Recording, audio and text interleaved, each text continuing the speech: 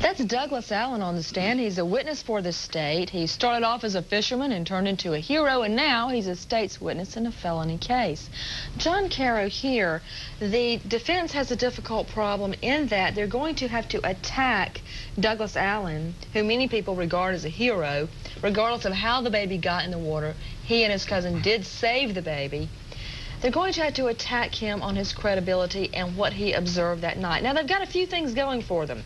Number one, it was late at night. It was dark. It was around 1 a.m. It was in very murky water.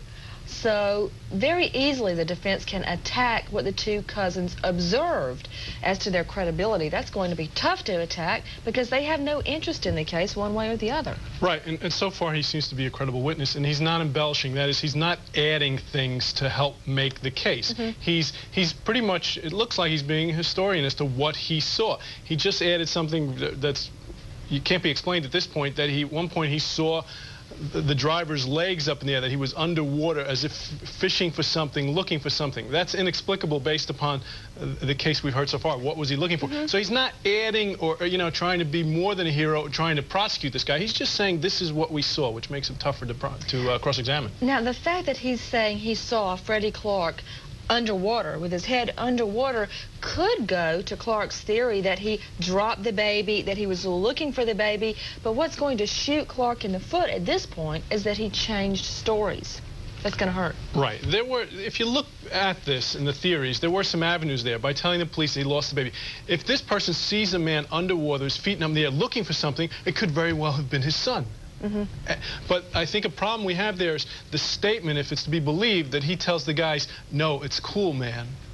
And then he swims away. I mean, that's knowledge. That's knowing that what you're doing is wrong. I mean, it lends yourself into that area of the case. But under insanity, there is a provision under insanity. You can know what you're doing, okay, but not understand that it was wrong. There's a distinction there.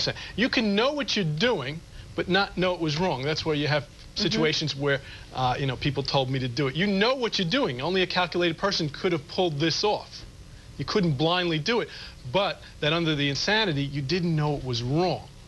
And maybe someone say, no, it's cool, man, could be looked at as by the medical witnesses as showing just the opposite that we're looking at. We're looking at it as saying that's showing you did something wrong and you're culpable. A doctor might look at that and say, no, he doesn't appreciate what he's doing is wrong. Good point, and that's something the defense is going to have to clear up, and the state is going to have to attack. You know, all these facts and the defenses raised are becoming just as murky as that intercoastal waterway was that night. When we come back, more of the so-called attempted baby drowning.